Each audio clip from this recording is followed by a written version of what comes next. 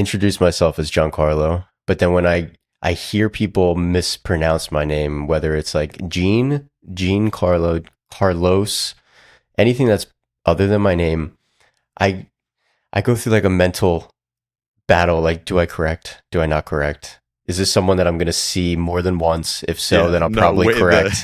the weigh the cost every time. That's good call. Yeah. But most of the time, I will end up saying like, "Hey, because it's difficult because my Instagram specifically is Carlos Stigs. My Yeah. last name is Stigliano, so the S. Sometimes people think it's Carlos Tiggs. Yeah, I'm like, all Interesting. right, I guess. I mean, it's not my name, but it's fine.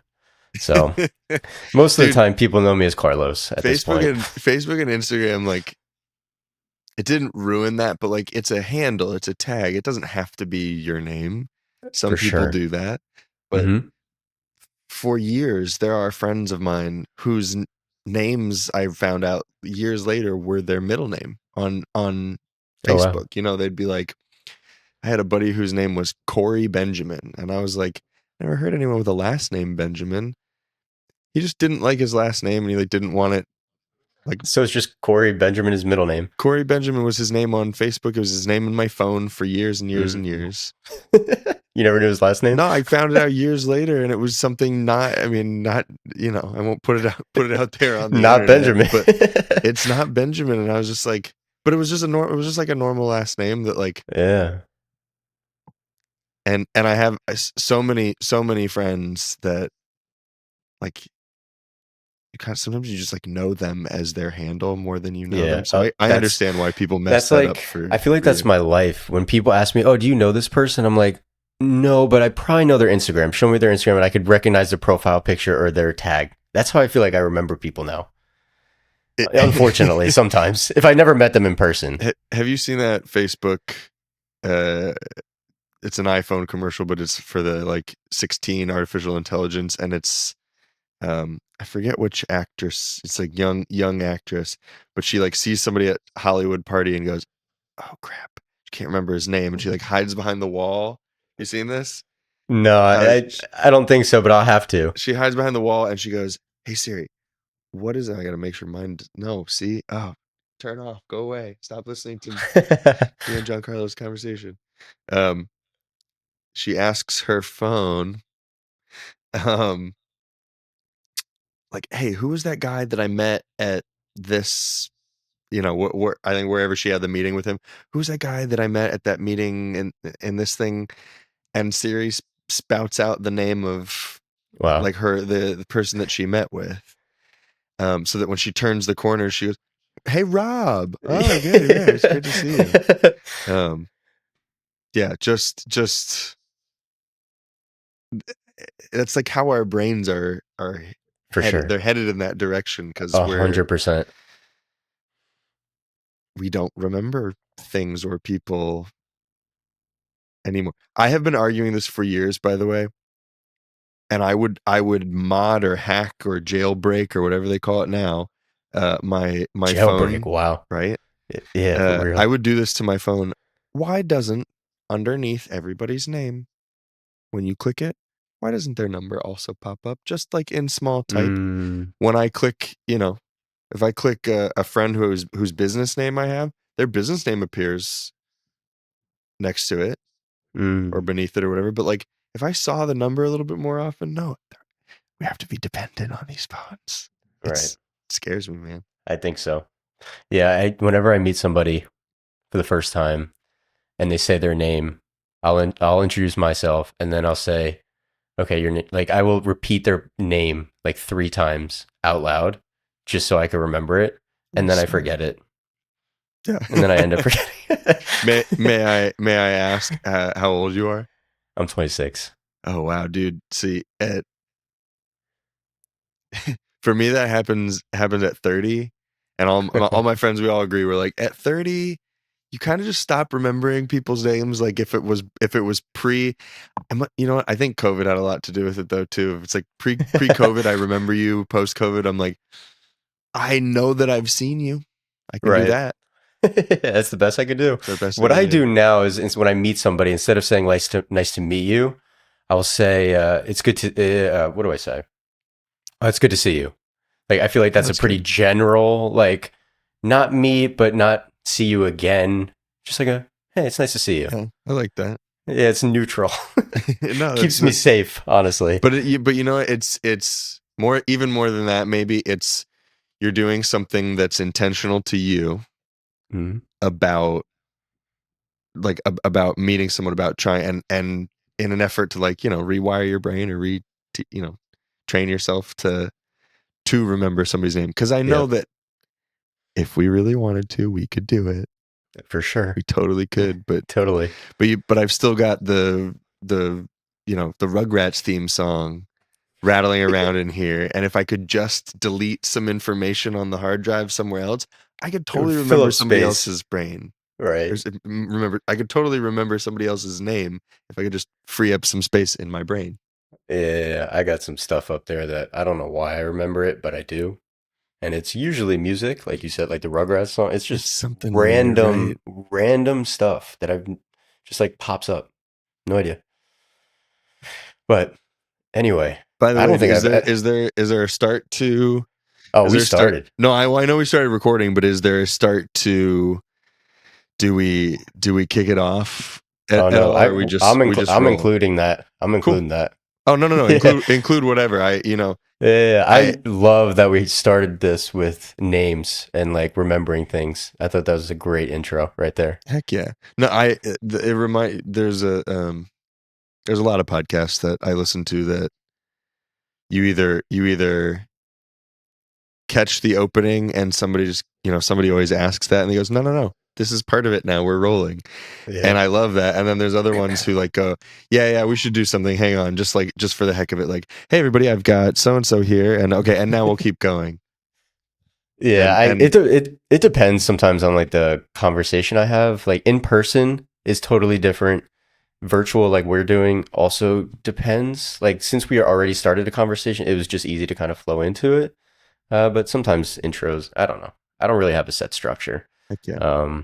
But anyway, I think something I was kind of scrolling through your Instagram to just like see some work that you were doing and like some of your past stuff, and I came across the photo of you when you posted your baby, and you said, "My Tamagotchi didn't prepare me for this." I love that caption. Uh, What didn't it prepare you for? Like what was that moment like? oh my gosh, man, all the stuff that people say is so true. It just keeps getting better and better. My kid is a toddler now, and she sprints across the driveway, and I mean, like, leaps from as far away as she can to get into my arms now. So it does. It keeps getting better and better. But that day was wonderful and insane. That moment and seeing her. Um, my wife. I always kind of use this phrase because I don't know any other way to say it, but like she um she exceeded all of my expectations, Mm, but I didn't have like a set expectation, you know, of um oh, it's going to be like this, it's going to be like this. I really didn't know what it was going to be, and somehow she like exceeded all of that. mm. Um she I wasn't feeling well the night she went into labor, and so I was sleeping in the guest room. Just like, you know, 9 months pregnant. I had just come back from a shoot like 2 days earlier. It was Mm. one of those like, the budget was really good. We should totally do this. So Right, even right. though I it's know you're pushing, saying, even though it's pushing the yeah. limit. And so I was sleeping in the guest room, and she texts me, "Hey, I'm in labor." I wasn't feeling well. I wasn't looking at a text message. So at like 5 a.m., I heard a noise that I thought was a sneeze, and I yelled "Bless you" from the other room. And then I hear the noise again. It's her like retching, and I freaked out and hopped right up, and she was throwing up. She'd been in labor for like 5 hours by herself, just Oh my like gosh. just what do the kids say today? She was just like raw dogging it. Yeah. And we called our doula, and uh, and we're like, hey, I'm timing the contractions, I'm doing all the things. Should we go? And she was like, yeah, 5 minutes apart. You can go. We're like, no, no, no. Should we go? She was like, yeah, I mean, if you want, you can go. But like, if you're all right, you're all right. We're like, What does that mean? sounds like we could just have this thing at home and I could deliver it, I guess. Right. Um, and so we popped her in the car, and I always thought that I had one expectation. I did always think that, and I always have thought this would be a great commercial too. Like since I was little, uh, I did have an expectation that there would be some sort of like driving a sports car, like weaving in and out of traffic, like Yeah, yeah, I yeah. got a pregnant woman here, everybody get out of the way, sort of a thing. And it was very like, I'm not letting other people in today, but I'm really calm. I'm gonna avoid all the bumps. I'm gonna like everything's gonna be super calm. We were listening to smooth jazz. Like Oh, right. it was, you know, everything. It was the calmest trip that I've ever had. But in my head, I thought it was like, yeah, that I was gonna be, peeling out and trying to get there as fast as possible. But everything else was textbook. No, no drugs, no nothing. She didn't want any, but she got there and we were already 8 centimeters. We, Mm. we, what Yeah, we, what you? the hell did I do? I put her in this predicament, and that was about all of my involvement. Um, no, she was already like 8 centimeters, and they were kind of like, well, we can't give you anything if you wanted anything. She was like, I didn't, I'm good, Mm, nada. And then we were only there for about like 2 hours before, that's it. which was And which was your life changed. insane. It is though. It kind of feels like when we got our dog in 2020, I like stopped right outside of where we got him, and I mentioned to my wife, I was like, hey, this is the last time it's really just going to be us, because we'll have it, inevitably we'll have a child, and all these other things, and like this really is the last time it will just be us. And then you go walk up somewhere and sign a thing, and you collect a dog, you acquire a dog, and then you get back in the car and you drive home. And that's kind of what this felt like, with a lot of middle parts that I would say my wife said a lot more happened probably than Mm, just that. But you like a day and a half, 2 days later, you like put this thing in the car with you and go home, and you're like, I kind of feel like I just acquired this thing. Man, it was a long answer to best day of my life.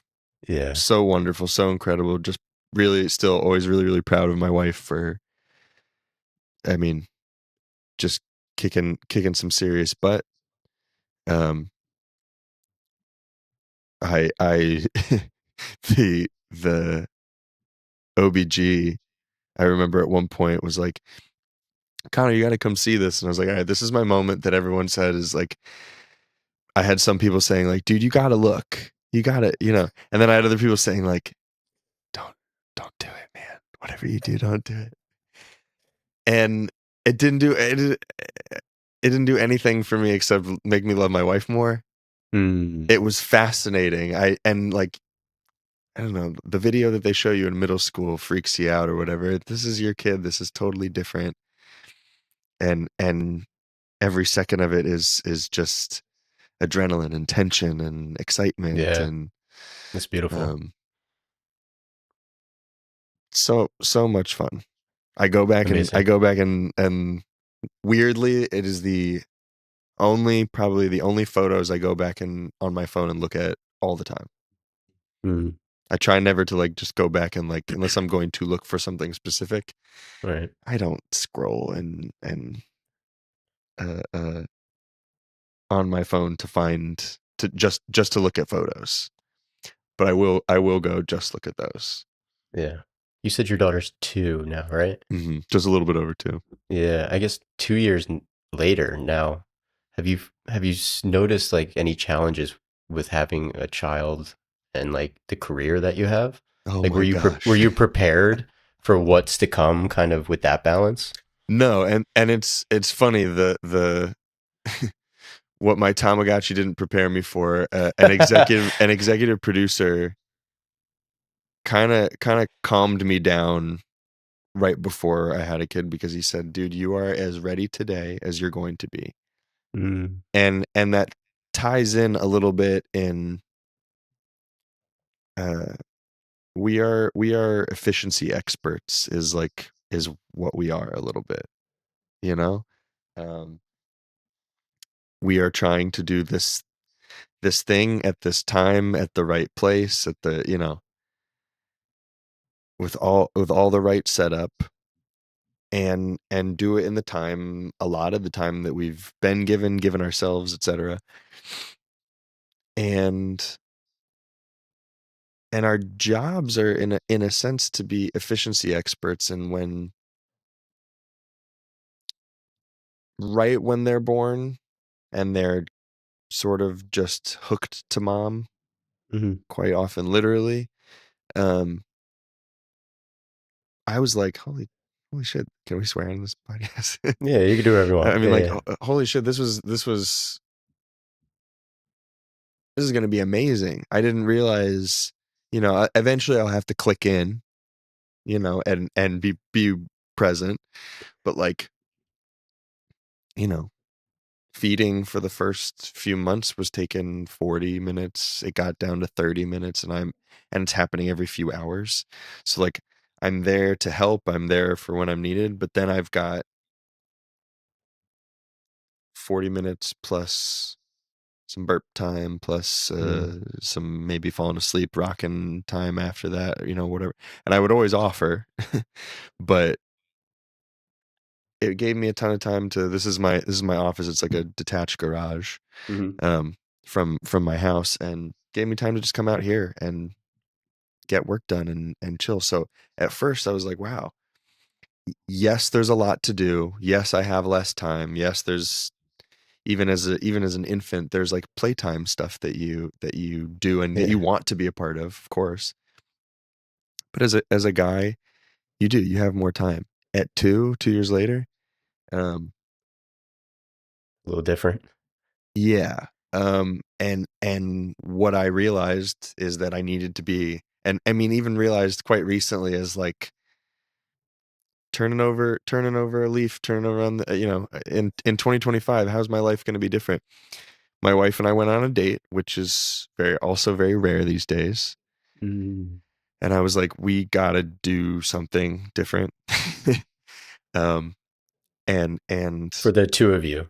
well, just for our lives, for our Mm. schedules, because we want to be we want to be so present for her, and Mhm. we love it. She is the most fun. Like, she really is an absolute blast. Her diction is incredible. So she's speaking in essentially full sentences most of the time, but it's not like Giancarlo, ba ba doo doo gaga. Like, she would come up and she'd say, "Hi, Giancarlo, how are you?" Right. She'd sound Wow. like you're talking to an adult. It's crazy, man. Um, but we realized to be these ever present, not like helicopter parents. We are, but we're trying to work on that. Um, to be these ever present parents that we want to be, so that so that we're in her lives a lot. Um, Mm. we need to tell our time where to go, and just communicate way more than we were. Um, and it helps that it changes that, okay, cool. We're not, she's 2. We're not doing feedings anymore every 3 hours. We're not doing them at XYZ times anymore. So now I can be putting her to sleep for all of those, Yeah. I can start assuming some of that responsibility, which allows my wife to do some things, Mhm. and even just the beginning of evening it out a little bit more, which has rocked my boat again a little bit. But parenthood gives you two things. I think it gives you forces you to be flexible if you weren't, and I would say there's lots of people who aren't and try and continue to like keep the waves off the sand sort of a thing.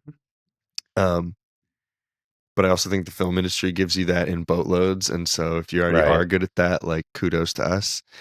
Um, but it gives you the other thing it gives you, the most thing it gives you is like endurance to Mm. just like keep going when it's tough and uh, you know, recognize when there's a problem, tweak it.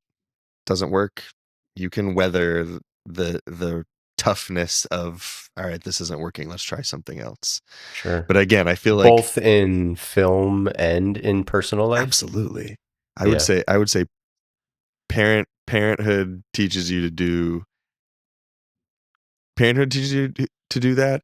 And I would say if you didn't already know how to, film absolutely teaches you that. It Yeah. makes you a trial and error person, because we go Hmm. and we look at it and go, that's not right. That, look at the monitor, nah, maybe a little bit, no, back to where it was, split the difference, Hmm. Hmm. A B that for me, Hmm. all the things, Yep. do another take. You know, Hmm. our professions quite literally are trial and error. And so it certainly helps with parenting, but then you learn. So even now, my wife and I are uh, just finally getting on a, this is who has her for these times, and this is who has her for these times sort of schedule, um, which has been incredibly helpful on everybody's psyche, and because Mm. my wife works for herself as well. Oh, okay. That's nice. Um, it is and it isn't, man. I'm grass is always greener. Sure. Sure. Because she does work for herself, but she really does work full time. Whereas like us, if we've got a gig, there's admin things we can be doing. There's always professional development things we could and should be doing. Um, but unless there's a job that we're working on, unless there's a short that unless there's something that we've got, um, often we're waiting around for the phone to ring. Oh yeah.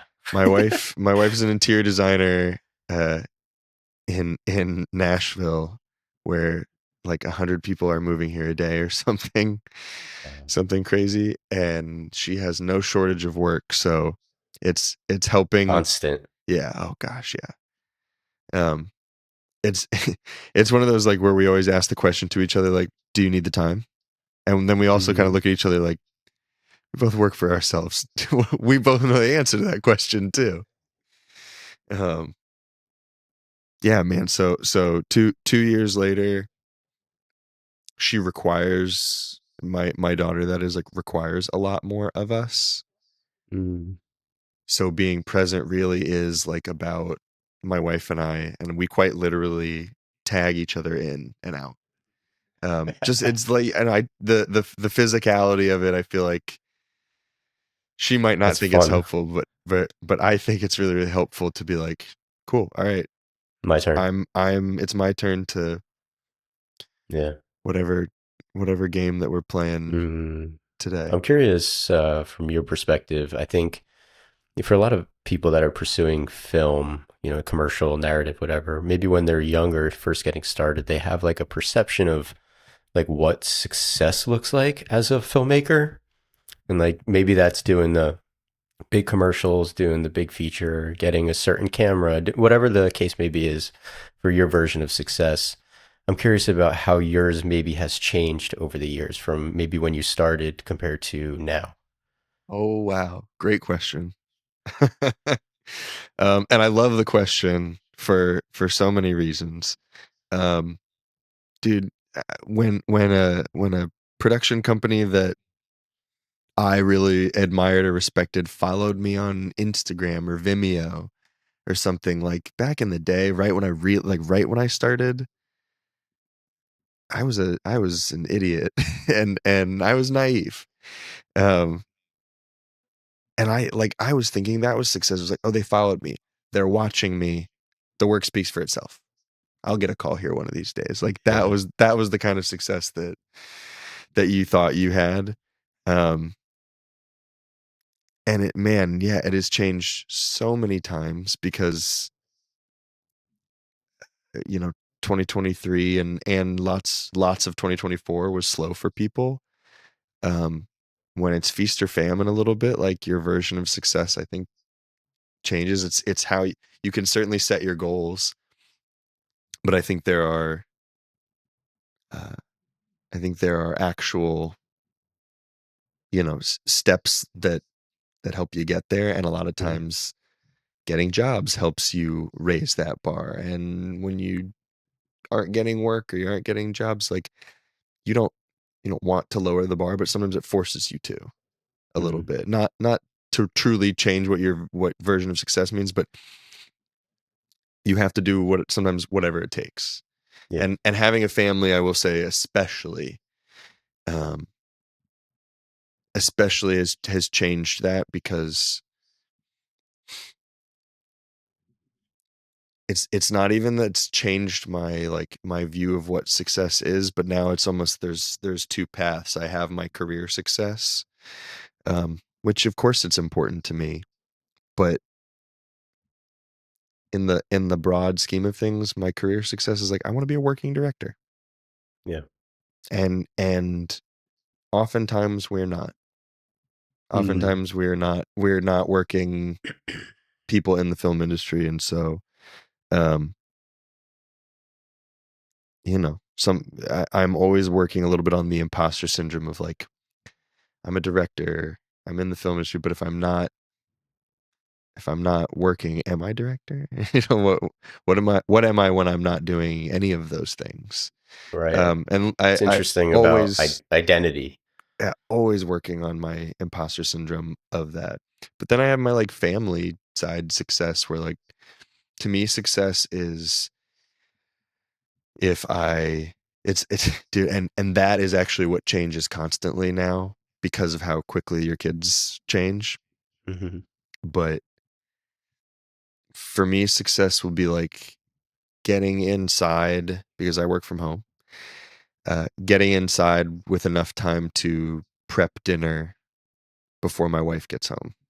Mhm. Or success for me would be uh, getting d- coming up with a new game for me and my kid, and like not trying to come up with one, but like playing with her, and something silly happens and we invent a new game. We're currently playing Howdy Neighbor, Howdy, where neighbor. she's in her bedroom and I'm in another bedroom in our house, and where you can see the doors from like across the hall, and somebody knocks on the doors like from the inside, mind you, and we both open them. We can see each other from across the hallway, and she goes, "Howdy, neighbor," or "Hi, neighbor," and I go, "Oh, hi there, neighbor." And we look at each other for a little while. We close the door. We wait for a second. We do it Do it again. again. And I don't remember how "Hi, neighbor" or whatever it got invented, but like to me, that's success. Is that I got to spend real quality time with her Yeah. uh, throughout the day. And mommy came home, and I included her right in it. And I was like, "Hey, I got some work to do. Are you available to play right now?" And she's like, "Yeah, I'm good." And I went, "Cool." And we tagged, and I said, "Cool. Welcome to Hi Neighbor. Enjoy." Right. Like, and ran out here to get some work done. Amazing. So it's just about a lot of like for Little real give moments. and take, for real Yeah. communicating that, hey, I need this time. Are Mm, you available to give me this time? And if right. not, knowing that I'm going to be tired tonight, if you Mm, weren't already. right. I guess from your standpoint as like a commercial director, where you kind of have to pitch on a bunch of different jobs that have a sort of plan already attached to it by the marketing team or the brand or whatever, how do you, as like a person that has a certain set of like values, how do you come across and how do you create a project that upholds a certain value of your like your own values, but also kind of correlates to what the brand is trying to kind of tell or what the marketing is? Like, how do you inject your own voice into things like that? Can you start that over? Only because I looked down and I saw that the dial on this was all the way down, and I freaked out for a second. but it's the headphone dial, not Yes. the input dial. Cool. And I then was I gonna say freaked I could out. hear you. Well, but then I freaked out to check to see. I was like, but wait, I borrowed a buddy's microphone and I was like, did I like I tested this, but Right. did I mess it up? I Mm. apologize. No, you're good. I'll reset Injecting it. voice into It's essentially like my question is like as a commercial director, you know, you're working with different brands, you're working with an agency, a marketing company. How do you kind of receive pitches and projects, but also kind of inject your own voice and kind of inject your own values into a project? yeah, I mean, I think when you start out, you and without diving into it, I worked at a production company for a little while. I acted for my most of my life, and then worked at a production company for a little while. I worked at a record label for a little while, um, an ad agency, and so I got to do creative in a little. I got to dip my toe in a little bit of what we get to dip our toes into, Hmm. as filmmakers. Um, and you start out very much like, okay, this is what was given to me. This is what I have to hand back to somebody. And you really start to understand that they're asking you to polish it, elevate it, bring your own voice to it. Um, and so first you kind of develop, once you kind of get past that, you develop like a comfort and an Mm. understanding about like, cool, they want me to bring something to this. And I would say then it's a little bit of a head game of, well, it's got to be cool. It's got to be this. I got to think outside the box. And then you start to get creative that the true you, whatever that may be, starts to kind of I find that it starts to like fall naturally on the page. Um Mm. somebody asked me once like what is my voice? And it's for me it's always changing. I think that's a good thing. It's like a band. You don't want their every record to sound the same, but you want to Absolutely. recognize the music, but you want them to evolve. And so the Hmm. voice is always changing. But somebody asked me that once, and what came to my mind when I was like thinking about a lot of my work where I was allowed to bring my voice to it. There are totally times when you can't, and you are there to serve the client, and that's just the job. Yep. Um, but I said to this person, long walk, part of gift. And what that means is it's from a I don't know how old the story is, truthfully. It was just something that my mom used to tell me. Um, but this woman who was a teacher at a school in like a foreign country, um, for Christmas or for maybe it was for her birthday or something, all the students came and brought her presents. And one of the students brought her these like beautiful white shells, and she was so moved by it. And she asked the little boy. She said, "Where did you get these?" And she said, "I got them at the beach." He said, "Yeah, but the beach is like 2 days away, and so it's 2 days to get there, get the shells, and 2 days back." And he said, "I know the walk was part of the gift. The long walk was part of the gift." Mm. And my mom used to tell me, I mean, man, she drilled it into my head. And my mom writes kids books, so it like helps that she particularly drills like those little life lessons into Yeah, your yeah. into your head.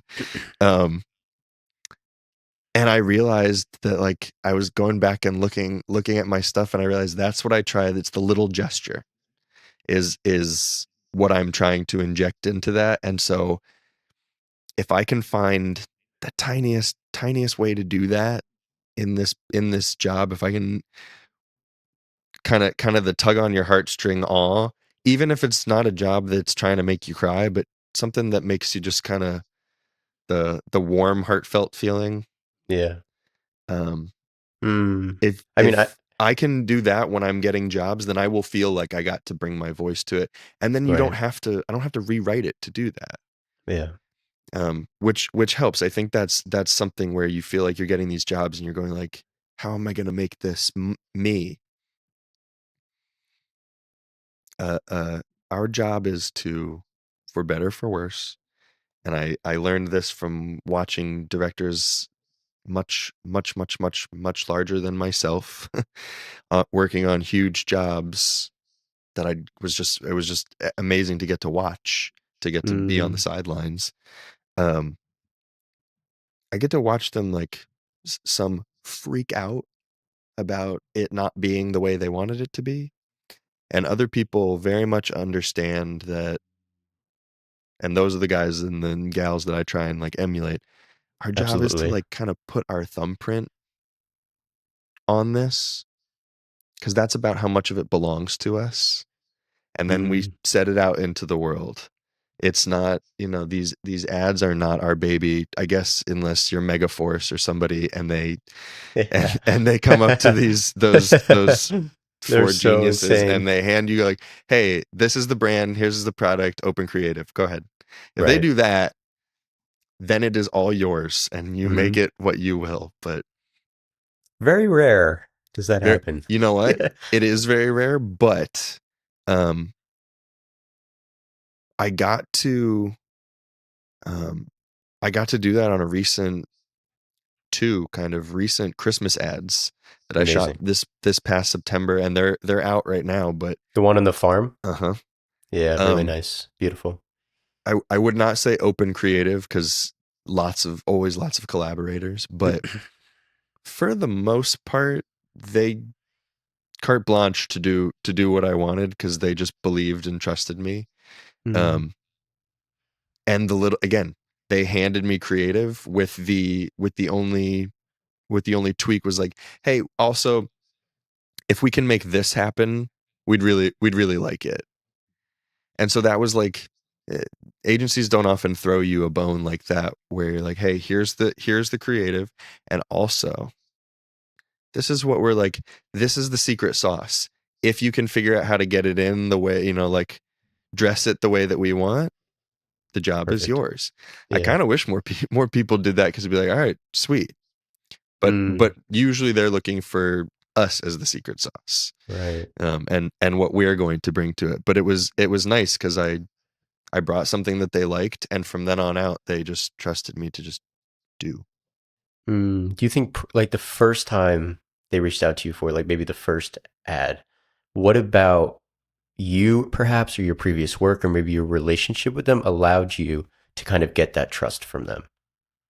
Ooh, interesting. It always relies on the work.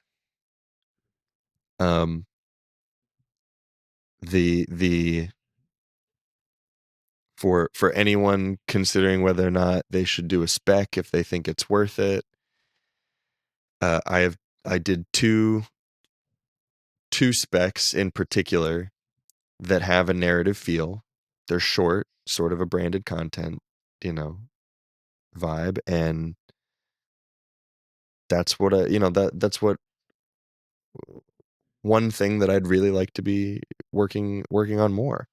Um, Mm. and so when a brand actually comes looking for that, having that on your reel is really, really, really helpful.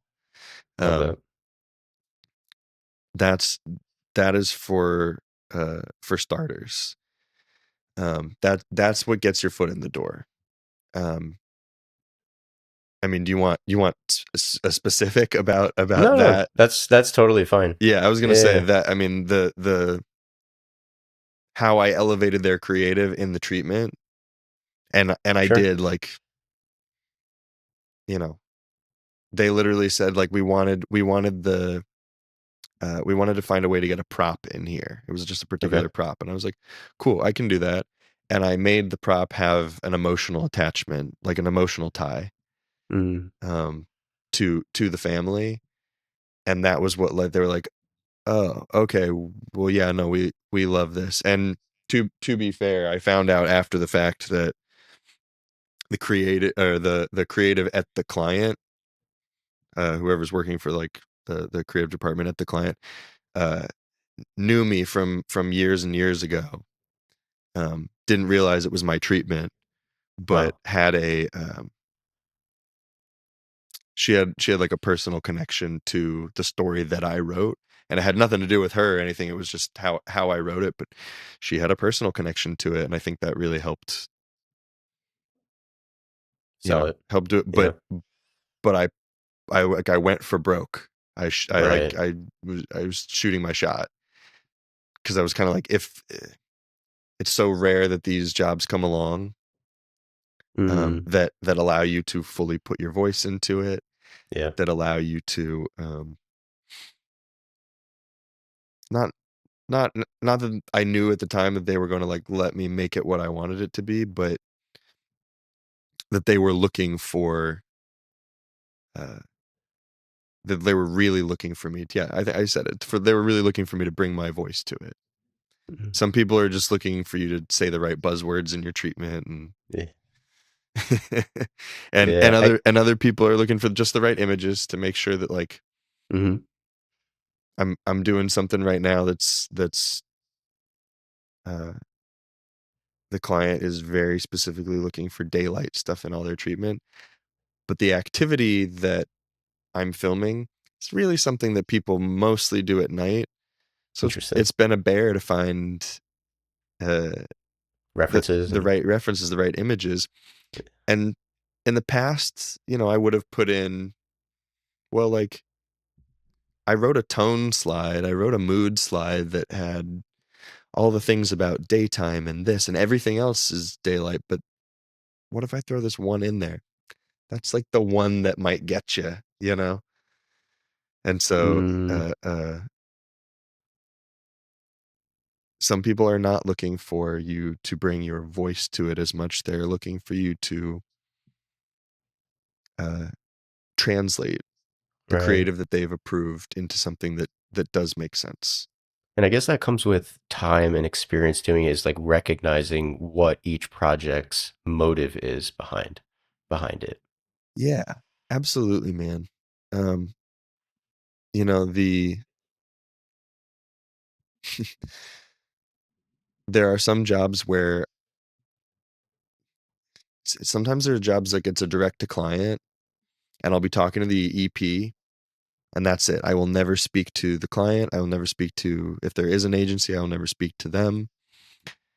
I might meet them on set if they show up, and sometimes they don't even show up. Sometimes Right. you're there, and on those days you're kind of like, do I have carte blanche to just do whatever I want? Because it feels kind of like I do.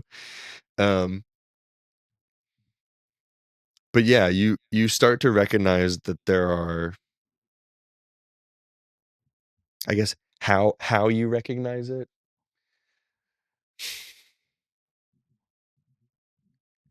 To me, I think the creative has a lot to do with it. I think Mm, you'll get people, you get something that you read that looks like people are trying to take a risk, and then I think you can push it more. And then you get other people that's like, you get like a pharma, you'll get storyboards from like a pharma company that has gone through rounds of testing, yeah. that has gone through focus groups, that has gone through like, they want you to have the right images in your treatments, and they want you to Mm, have the right buzzwords in the words, and even maybe more important than the treatment, they want you to have the right work in your portfolio sure. to begin with. Mm. But that's I'm really curious. it. I'm curious, like specifically, there's one project you did that I actually really loved, and you did. I think you did it a couple months ago, or the Indiana Health Spot, the one with the family in the backyard. Yeah, Um, dude, that was one I of my don't. favorites. I absolutely love that one. It's not a typical health spot that you would see in like a hospital with doctors and like all those things that like the voiceover is kind of talking about. But like the visuals, to me, I think really represents like what you like to bring storytelling wise, which is what I notice is like family. I do, man. Yeah. Uh, I really, really do. That one was so much fun. Um, Again, we had great creatives from the agency. Um, but man, so much of, and it helps to where I'm located is so much to do with it. Not just for me, but for the work that comes through. Um, it's banks, it's hospitals. It's like that is a lot of the work that I do, and they'll want to show community, and a lot of times I'm in my treatments, I'm good at getting specific about like, well, you asked for community. This is what that looks like in my eyes. Right. Um, Not just a generic type of broad sense of community. yeah, but I don't know. I want to see something on TV that, and I know we're not just watching stuff on TV, but I want to see stuff on TV that like doesn't make me want to skip it. Mm. That that that does either tug on my heartstrings a little bit, or did you see like the Publix campaign from this past year, where like I think the first one that I remember seeing the most was um Oh, we don't have Publix where I live, so I probably don't get any of those oh ads. Yeah, I don't snap. get any of those. Yeah. Well, just like the heartfelt ads that like whenever I saw that one on, I didn't skip it Right. because it didn't make me insane watching it. it Mm. there was nothing about it that made me want to skip it. Um, Man, I feel like I went off a tangent and didn't No, even no, answer that's your totally. I just question. no. There wasn't even really a question there. It was just, I just when I watched that one, it kind of just like solidified the fact that I think a lot of your storytelling involves family, and I really love that one in particular. Thanks, dude.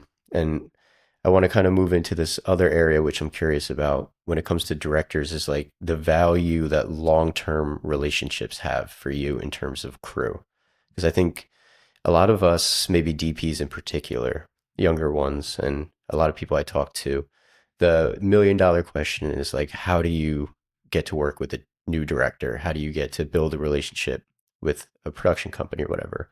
And I always find that a lot of DPs, myself included, would love to work with like the big directors, the people that are making great work already, but they have their people. Like they have their couple people that they love working with, they trust that they have a second hand, like a shorthand. Hmm. And when their back's against the wall in a commercial, time's tight, they know that they have somebody they can trust. And sometimes it's hard to kind of start a new relationship. Not that it's impossible, but sometimes it's hard. So I'm curious from like you, like what does that value of long-term relationships have? I mean, it's invaluable, and it's something that you don't realize until you've been doing it for a while. That, and I don't even know if anyone ever told me or gave me advice about this, but you are curating without even realizing it, that you're finding your people. Exactly like you said, and that uh, farm bureau job that we mentioned, the budget on it was that I was able to go, okay, cool. I want him, I want her, I want her, I want him. Like I literally was like, okay, all my A team. Sometimes I Mm, can only afford one of you because because the costumes on this, the wardrobe on this has to be top. right. So I have to kind of like shift the money in that direction. Oh, well, you know what? No, we've got a bunch of like practical lighting effects on this one, so I really need Jeannie's help. Mm. This was like got to have my A team on this for it, and those relationships are absolutely invaluable because I developed them over, I don't know, 12 years Grinding of and grinding, building. and not always.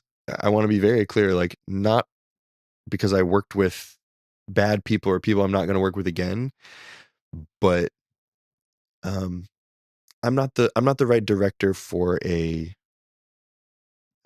a comedy spot involving puppets. I want to be, Right. that would be so fun, but it's not what I do. So they're not going to call me for that. And so really what I'm doing is like you should never, of course you should never stop meeting people, you should never stop networking.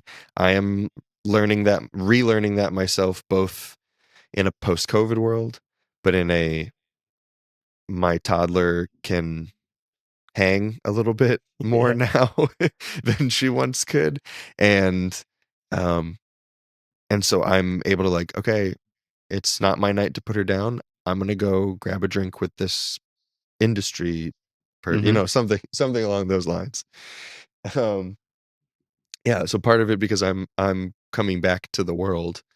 Um but I've been curating like I don't know, man. Think of it like a chessboard. Like I actually have different pieces that are meant to do different things, and it's not just the different roles on sets, but it's like, hey, when I have like a little interview thing, uh, where it's just going to be, you know, interviewing two people in one day, same setup, but we only have 6 hours to do it or something.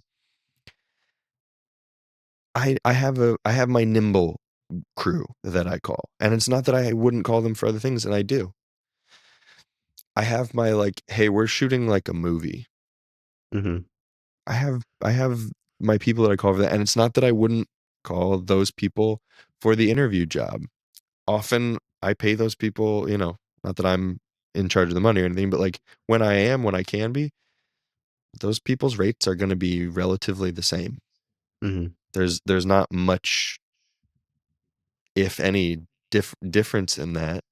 Um, it's more about the shorthand, like you talked about. It's that hey, when I'm doing a small interview and it's just a few people, so we have to wear a lot of hats. I call that gaffer because I know that they can Right. wear a lot of hats and that they will see something and just take care of it instead of waiting for an art director who doesn't exist on this job. Well, on this movie set style job or whatever, where everyone has their own thing, I have my department heads that I call who I know will call their great people. And often that gaffer might be one of the people on that job. You know Mm. what I mean? So it Hmm. different people for different things. Absolutely. And I find out all the time, like, wow, this person was great on this job. Didn't know they existed. Amazing. Can't wait to work with them again. Can't wait to call them. Yeah. And you find out like, hey, this person was not my fave. I I don't know if I'll be seeing them on a set again. And Hmm. I'm not very like something's usually got to happen for Right. for Right. for me to not want to work with you. Um, because I like to develop like a cool atmosphere. What we do is such a gift. It is the coolest. I mean, uh, uh, a DP that I work with, Sean Kirby, he said Hmm. this the other day that like, and I gosh, I say this all the time too, but we make stuff up for a living. We make Yeah. it up and other people make it real. I mean, I could flip this page over and just start writing something, text it to Sean, and by the end of the week, it could Something could be, happen. Yeah.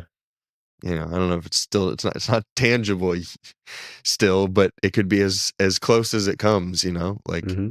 um to being real. Yeah. So we have these amazing jobs. There's never any reason to like freak out. I'll raise my voice if there's 2 minutes on set and we haven't gotten the shot yet, and Right. before we go into OT or something like that. But otherwise, no, it Hmm. should be calm. And so I've got my, um, I think that is maybe a huge for me. That is a really, really, really big part of why I would want to put somebody in my chessboard of my arsenal Yeah. of people. Absolutely. Sort of is that like other people who when I'm around make me feel calm too. Hmm. Make me feel like they're gonna nail it because I am. I think the manner that I came into our industry anyway, I can DP something. I shouldn't. I can art direct something. I shouldn't. I could edit something. I can I could edit something. But what I am, what I am really good at is putting a really good team together that likes and trusts each Mm, other. mm, Um, I am really good at understanding the client's needs and being able to manage that. And so those are the people that I'm looking always to put in those roles is people who when I'm around them, I can tell they're going to help me do that. right. Mm, And that's not about like, oh, they always take initiative. Um, I have certain, and it's about developing that shorthand though, where like I yeah. have certain art directors who they stay attached to my hip the whole day, and I love it. And I have other directors who I don't even see them sometimes during the day, and I'm Mm. like, where are Where you? did you go? But everything's getting done, so it kind of doesn't Mm, matter. mm. Um,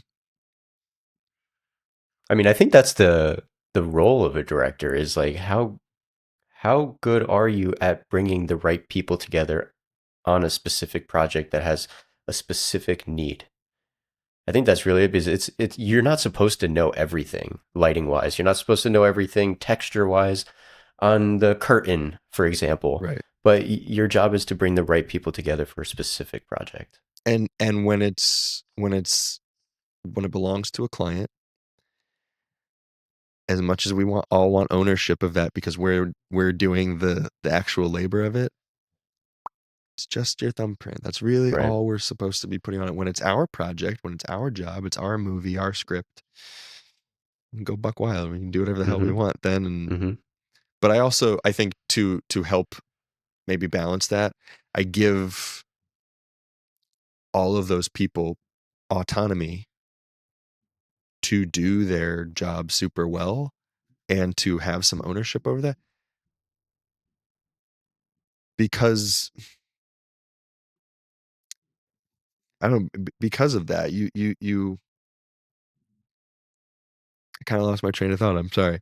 I feel like the I think people perform better when they have ownership over their jobs, and because we Yes. don't really have ownership over jobs in a commercial world, in a commercial space, I will give people as much ownership as I can within the realm of what the client wants or what's been approved, um, so that they do their best for me. And the reason I do that is because not just because I need their best, but they're the best at being an art director, at being an AC, at being a DP. If I was the best at it, I would do those roles. Yeah. Exactly Yeah. like you said it. If I was, and now something that's like been on my mind a lot last year, and I think enough this year that I'm gonna gonna pull the trigger on a couple things, but um, it I'm not because I'm not the best at all of those things, but I do need to be a little bit of a master of none. Maybe I need to be good at some of those things. I'm decent at them because I've learned, because I've been on Mm. set. But the rest of the time when I'm not on set or when I'm battling my imposter syndrome because I'm not on set, Right. um, I feel like every other uh, uh, not just corporate people, but like lots of other jobs have to do professional development where you're actually Mm. like getting better at what it is you do, learning, growing, Right. Yeah. expanding, Yeah. making yourself more valuable for the company. Um, so many of us throughout the year like aren't doing stuff to do that. And I think for some of us it needs to be picking a creative project that's entirely yours that you want to work on and going and actually going out and the scary thing and doing it to Doing the thing. to Yeah. refill the well. Mm. Because you know to any of the young creatives out there, it may seem like doing it, especially like at the commercial level is a dream. it is. It's the best job ever. But um, you are constantly going back to the well and pulling something out of it. And even though making the thing does refill it, they don't belong to you. It doesn't refill it and it doesn't refill it the same amount that a project that you own, that you have ownership on, would. Absolutely. Mm, And that doesn't have to be a, if you're a director, it doesn't have to go out and be your short film. Go out and do a photo series. Go out and, do something to keep that refilled. And for me, what I'm working on right now to help refill that is like some professional development. Like, what are the things when I'm not on set that I also need to be working on? Because unless a treatment is showing up every week or something, we have slow seasons. You'll yeah. go a month, 2 months sometimes without writing, and then you get something handed on your lap that is needed over the weekend, and you're like, oh man, well, I haven't touched my toes in 2 months. I wonder if I can still just do it. Mm, And some people it's like riding a bike, and other people it's like banging your head against a wall. right. Um, so I'm working on things to develop all like you said. I don't have to know everything, but I need to employ the people who do. Well, that part I'm good at. I do want to know all the lighting though. So I'm actually like shadowing a gaffer buddy of mine. I'm like gonna be his best boy for free on a couple of jobs, just Nice. to learn a little bit better so that I can have better dialogue with my DP. Absolutely. Oh, Maybe that's maybe wonderful. it's script stuff. Maybe it's more producing production stuff so that you can have a better dialogue with your producer. Maybe your end goal is movies and you have all these ideas for stories and all this stuff, but that's where your or yeah, but that's where like your ideas sort of end. Well, do your professional development like on what are the festivals that I know that I want to like put that list together, figure out what it's going to cost, or start looking into financing like now, or people who will help you finance. Like Hmm. it's something that I'm starting to talk to a lot of my friends about too. Like, what are we what are we doing when we're not doing anything? Right. Um, and I I and think I that's super valuable. I had the idea like all last year that I was just like, man, I would really love to do more. Mm, um, and as a father, I think sometimes sitting and writing a script for like a short when I don't have a commercial job on my plate right then, it mm, feels irresponsible to me, but that's like something I'm personally working on, of like allowing myself to do things that does help my treatment writing, working on something that I do enjoy writing. But um the long term of it all. yeah. um but over Christmas my brother and sister-in-law are both attorneys, and they were watching, I forget what the acronym that they had to use for it, but to maintain their standing at the New York bar, you have to do X amount of hours every year of like PD, of professional development. And so they have to Nice. pick something new every year and watch videos on it. And then I think they even have Take like a quiz or a test or well, something. yeah, at the end of all of them, you have to do that. But in some cases, you have to like volunteer on a case regarding that, Mm, like pro bono. hmm. Um, yeah, just it was really interesting, and I was like, man, every other company like forces people to do this. We all work for ourselves. We're all kind of small businesses, like, and often we have a lot of time on our hands. Like we should Yeah. be, and I'm certainly not suggesting too that we need to uh, go spend a bunch of money on courses, because I know that that when the That's work's a not coming popular in, one right that's, now. yeah. When the work's not coming in, that's so tricky to go like, well, I'm going to spend money on this screenwriting course, Hmm.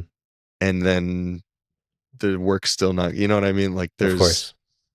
but I think for me, when that's kind of another reason why I started this podcast was to continue to do something when I'm not necessarily on set that still provides value for me, like when I get on set. So, like talking to so many different types of people at all different stages of their career and life has given me, has completely changed my perspective on life and everything that I otherwise wouldn't have. And I mean, I've since kind of turned it into a business, but this is something that I truly love doing that has given me so much, like you said, personal and professional development. well, and this is a really good setting in which to do that too, because relaxed, you get to chit chat and just and really have a conversation and really hear from, there's no right path, right? Exactly. But to hear from a lot of different people you admire and take the snippets that you think are going to work for you to help Yeah. create your own path, and like it won't work, but you will find what does work for you Hmm. in doing that and trying something like Hmm. that. And I It's also always find looking back on your career or your jobs or the path, like you you can see the stepping stones that got you there, and that doesn't mean that one of them that you stepped into didn't sink on the way and you had to jump out of it, mm, but you will it will look so much clearer, in hindsight. right. As a director specifically, I think uh, creative, we all have these kind of like internal dialogues with ourselves of things that maybe we wish we did better on a project or wish we tried or I shouldn't have said that thing or whatever the case may be. Specifically when it comes to like your professional side, what is something that you're talking to yourself about internally or a challenge that you're going through that you want to overcome or something that you're working through right now? Ooh. Um, Everything that we've talked about so far. Right. Love defining that. defining success and doing all that stuff. I would say for real writing. Hmm. Um, I have I have been working on it, I've been working on something kind of different every year, and that is the one that's been just like itching me, because I will be writing, um, but not with many goals in mind. Um, I had a short that I was working on, and we had to schedule it and cancel it and schedule it and cancel it like 6 times, and it was a really personal story, about my family. And I was kind Mm, of like, you know what? After the sixth time, I was kind of like, I don't really want to make it anymore. I think that whatever healing that I that I needed about making it, it's gone. I'm already healed. mm, I'm good. Um, and I had to kind of put writing down for a while. And I feel rusty again. mm, But I feel rusty every time I have to sit down and write a treatment and open up my, the blank page. I saw this on a right. YouTube video the other day. I was watching the It's Always Sunny in Philadelphia writers talking about something, and they were like, "Oh gosh, we do it all the time." Like a writing, they were writing partners where they'll open up a script, or that they're working on something, like, okay, so somebody has to do this in this scene, and they'll get ready to type, and they go, "How do you write again? How do you do this thing again?" And I feel rusty every time I do it, even if I've been doing it. Right. Um, it's kind of the nature of it a little bit, I think. Hmm. But yeah, man, I think writing is something that I'm really working on this year, and really just about maybe the better way to even say it too is like, yes, I'm working on writing, but I'm working on completing things. Oh, I love that. Because I Um, feel like we get the excitement of starting something, the dopamine hit of starting something, and then that fades, and then the excitement fades, and then you just find the new thing to start again. mhm, exactly. Yep. I have, and man, that's, I mean, geez, you could say that's something else I'm working on is Mm. I have a really long list of ideas that I like, that I'm excited about. And I know that if I'm going to start writing a feature, we're Ooh. talking 2-3 years of, of being into that one. And if it's a feature, I'm somebody who like, I can't juggle multiple scripts and treatments coming in. Um, I will have to really stick and focus on one, especially if I would really want to complete it. I just know myself, and if I don't have other ones to like, well, maybe I'll go work on this one for a little while. If I Right, don't have right. other ones to distract, then it'll help force me to do that. Um, but yeah, man, I am very much, I'm in a great friend group here and in a great production scene here in town, Nashville. Um, but we all have a lot of ideas, and I'm not seeing the end result of a lot of them. And I am very much a part of it. I'm very guilty of like pitching to my friends and then n- Nothing. not seeing anything from it. Yeah. Um, and so I really just want to complete something, and say that I did. And I think part of why I'm feeling that especially is I used to make a short or like a little spec. I call them like little creative shorts where it's like it's 2 minutes. Yeah. It's not like a narrative long form piece or anything. But I used to make one like every year or every other year. Um, and I made one in 2022. Uh, was it 22? I made one in 2022, like right after my daughter was born. Hmm. Um,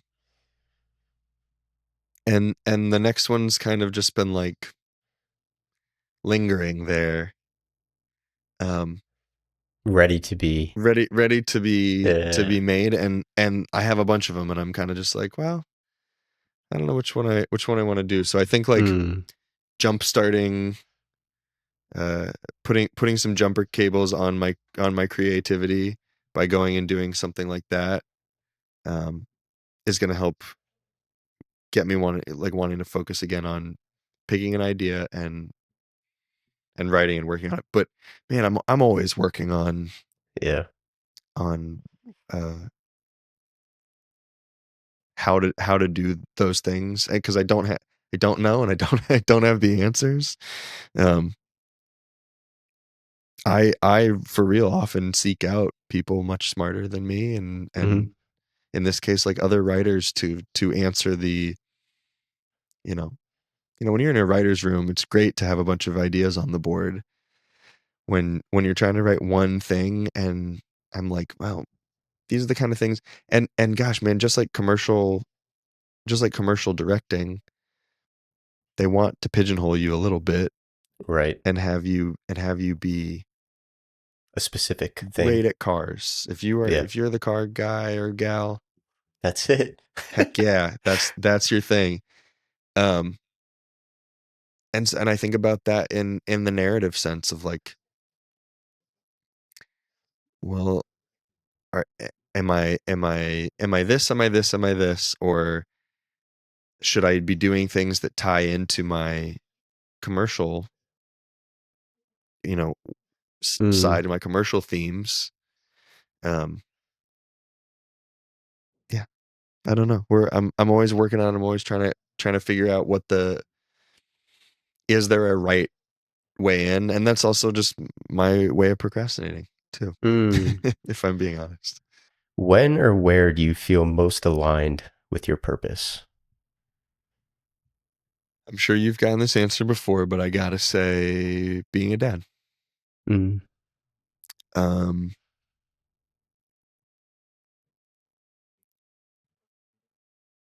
the the endurance that I talked about earlier, it is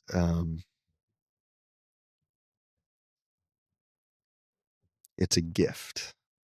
And you certainly don't see it, you certainly don't feel it in the moment. Even 2 years in, I don't know that, like, I don't know how much of it I actually see yet. Um, but when you know, stayed up all night writing a treatment, which I had to do on Friday night, and Saturday morning I got woken up at 5 a.m. and the like this thing that pulls you out of bed, and you're happy about it. You're like, you're not happy about being up, but um you feel the most purposeful, I Mm. think, at least, or I feel the most purposeful. Feel the most at my purpose when I'm down on my hands and knees playing, um, making them laugh. And I think also because I'm in a sweet spot. I'm in a special time right now um, where my kid really wants to be around me, and Right. That's nice. and doesn't, Yeah. they don't want to not be in the same room as us. And so there's, yeah, man, very, very much so being a dad. Um, but I would be lying too if I didn't say that, like,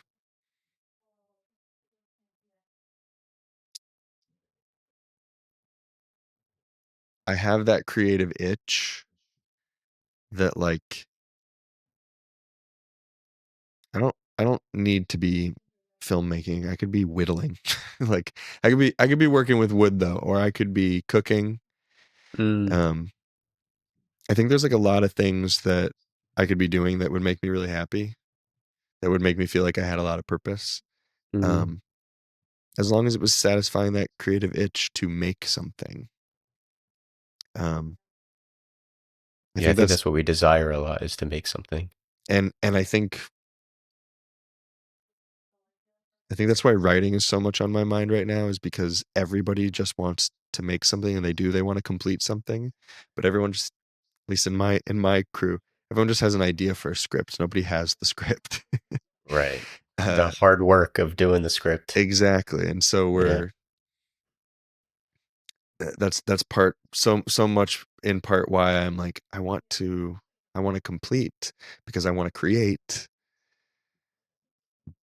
but there are some pieces of the puzzle that I need to do it, and that urge, that itch to create, in the same way that your kid one day will occupy a portion of your brain that just, like, every single one of your thoughts, if 10% of your brain is now belongs to your kid, every single thought that you have will include 10% of your kid in the, like, how do they factor in. Mm. That creative itch for me, there's like 10% on the other side. It never goes away. I wake up thinking about writing. I am at lunch thinking about an idea for a story. Mm. I go to sleep thinking of an idea for an ad, or writing like a spec treatment for an idea, just to kind of stay sharp, my An own my exercise, own yeah. professional development. Mm. Yeah, I would say. What about you? I'm curious.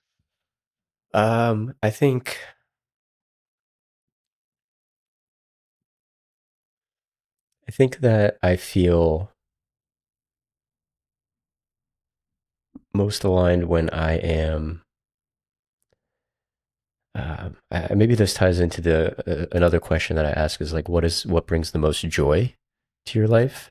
And For me, I find a lot of joy in being with my wife Mhm. and like also having dinner. I love dinner. Um, It is great. yeah, but just like also the not just the eating of dinner, but just like the after you're done eating, the sitting. Maybe it's just because we're Italian, but like sitting for 2 hours and talking afterwards. And I also feel that when I'm on set and being and like walking there in the morning and seeing everybody and like knowing that I brought certain people on and I'm excited to see their faces in the morning and talk to them and at the end of the day know that okay, I made mistakes today, but I still made something. I still did something. And same thing with the podcast or anything that I do. I feel fulfilled when I know that I did something hard that day. Even with an exercise or working out. If I completed something hard, I feel good. Uh, it's so interesting. Uh, my that you say that. My wife and I have a like a motto, a saying that kind of just came from the first few months of parenting. But the hard is what makes it good. Yeah. And then I was listening to a couple episodes of your podcast recently, and I listened to the one with Sal Mm. Lichthelm, Hmm. uh, and he was the one talking about sacrifice, and I always fascinated uh, by him and the things that he finds and shares usually online, um, but just talking about how the human brain as a species we are wired for sacrifice then reward. Hmm. You will not feel good if, your body will not feel good if you don't exercise and eat right. Yep. You might be able to like go into a sauna and come out and reap some of the benefits, but it's not the same thing as like doing a strong exercise that will help you work out. There's Hmm. obviously tons of benefits to that, Right. but the truly that idea of sacrifice and reward, and it's the reason why like they say kids are so rewarding. It's because it's hard as shit, man. Right. Who is it? Is it Jocko? I don't know if you know Jocko Willing. I think he says it. It's like enjoy the suck. Yeah, I it's the think he same thing. said, yeah, exactly. Absolutely. Yeah. um but you know it makes it makes our job sweeter. My mom Hmm. said this to me once when it was really really slow in 2023 that um I was having trouble uh during an 8-hour casting session. Ooh. And we were taking a Oh little break, and I man. went inside, and she happened to be visiting, uh, watching my kid for me. Thank bless you, mom. And uh, I kind of just not complained about it, but I was frustrated about it. And she said, "Remember what it was like when it was really slow?" And I was like, That's it. "I remember that feeling. Never mind. I'm loving this. This is so Yep. great." Yep. It's a Um, simple perspective shift. That's it. and that does not ever mean you can't feel crummy about it. That doesn't mean that it doesn't suck, Mm. but it helps you set your own bar, you know? Right. Amazing. Last question I got for you. It's like where you are now in your career, in your life, your age, sitting across from that version of you that is directing for the very, very, very first time. What advice would you give that younger version of you? Ooh. Okay, I'm gonna give two. Okay, Let me think about this for a second. take your time. Well, because right when you started asking it, I knew this was the question, Mm-hmm. Mm-hmm. and for the first time, I have a very specific specific piece of advice for myself for the first time. But I also have like I have good general advice too. All right, I've got something. Hold on, I'm gonna write the other one down. Um, It's funny. Some people listen to the podcast and know that this question's coming, and then some people have no idea this question's coming, and it's hard for a lot of people actually sometimes. Well, I think because, in a way, all of this can be advice, right? A little bit. Mm-hmm. Mm-hmm. Um, I always advise young people when they're talking to me or asking me questions that like about the thumbprint thing that I'm like, you know, I've also used the analogy that like we're like an arrow. The creative and the production you is loading up the arrow. The agency is the bow, and we have fashioned the arrow and the bow and everything just right to pierce the target that we all talked about with the client, and we put it in their hands and we pull it back for them, and then we go, okay, it's on you now. And if they want to shoot Yep. themselves in the foot or the target that we all talked about, which would be awesome, or right up Right. in the air, or turn around and shoot the agency, like it's their prerogative, and that's how much it belongs to you. Mm. I would always advise kids. I would always advise young people that like um your job is to enhance, not to change the world. And don't get me wrong, I have absolutely in treatment said, "Hey, I have an idea that I think for this that I think is amazing. I know your creative has already gone through rounds of approval." And I'll rewrite their creative for them. Sometimes it Mhm. wins, sometimes it totally fails, but um those are always like great pieces of advice that I feel like I have, but the main one is to trust yourself. You you don't know what you don't know. That's totally okay. So don't be afraid to ask people. Uh, if somebody has called you to do a certain job, they called you to do that job. Like, again, it's okay if you don't know something, but like, trust that you're there for a reason. Trust that you were put there because somebody wanted you there. Somebody thought that you were the right person for the job. If you're faking it till you make it, keep going. You know, Yep. um, I I will never forget an AD said to me on a job that like was really narrative. Um, and so there were, rather than 30-second piece that has, it might have six setups that we do for it, and I don't know, 9-10 shots in it. Um, this was like a narrative piece that was going to have establishing shots Mm. and just done a little bit differently. And I remember my AD is like one of my best buddies. And I remember telling him, I was like, dude, I gotta be honest, like, I'm a little bit nervous. Like, can you do a lot more features and stuff than I do. I was like, will you just like keep me honest and make sure that like I'm doing the right thing? These make sense. And he goes, what are you talking about? I went, what? What do you mean? He just goes, first of all, they picked you. Mm. So you should already know that you can do this. One.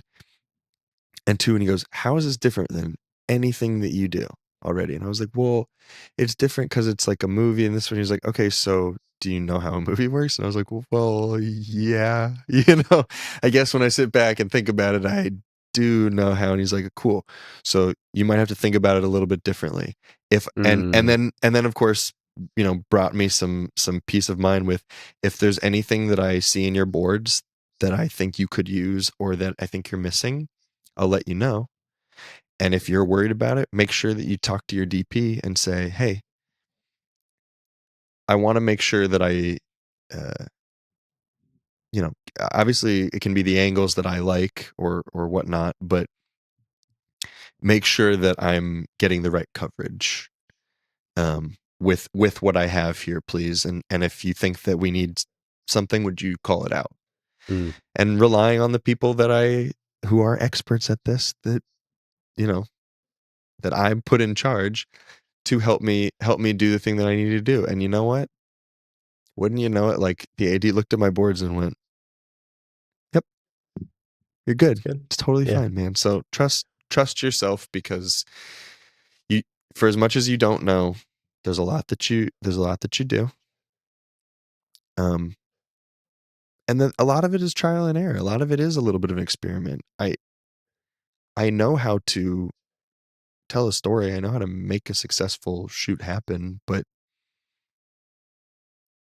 every single, unless it is plug and play, like this isn't it, this is the same Geico, or not even Geico, but like your local lawyer Yeah. ads that they do, your regional, where it's the same guy against the green screen and the same light every Yeah. time. Unless it's that, it is different every time. So Mm. there's always a little bit of trial and error. And then this is just a silly piece of advice, more specifically because you said you're directing for the first time. And I Mm. thought about my first time directing.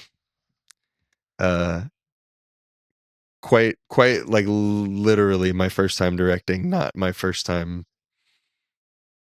directing something decent. Yeah, exactly. um, I think everybody knows this, but be be cool. Keep your keep your calm. Don't get angry. Um, I I did a job and got really really angry about something, and I was mad at myself. It was Mm. something that was my fault, but everyone felt it, everyone saw it, and just like you know how like bad morale can spread like a poison on set. If Yeah. there's an angry creative director or something, like everyone's butt kind of tightens up. This was like something stupid that, did it matter? Sure, but not really. And everyone felt it, and I had to have, Mm. it was a drone pilot who has been piloting for a while, I guess, like pulled me aside after everyone had walked away, and he was just like, "Hey man, you really need to calm down. Like people on set know." And I after that, I just Right. I'm calm and collected. But it's more of just a silly piece of advice that I like think it's wise though. It's that really I important. got mad at something I couldn't control, Yep. and it was for a music video, and even the band was kind of like, Oh boy. this guy is weird. Amazing. Well, thank Heck you. yeah, dude. Appreciate you being here, dude. This was great. Yeah, man, this was fun. Thanks for letting me jibber jab at you. Absolutely. Where can people find you? Find your work? ConnorCarroll.tv is my website. And you can find me on Instagram, is probably the only other thing I'm on. I think it's Connor_Carroll. And that's pretty much Vimeo, I guess. Vimeo's, I don't know. Don't find me on Vimeo anymore. Hopefully, you enjoyed today's episode. I'll see you next time. Peace out.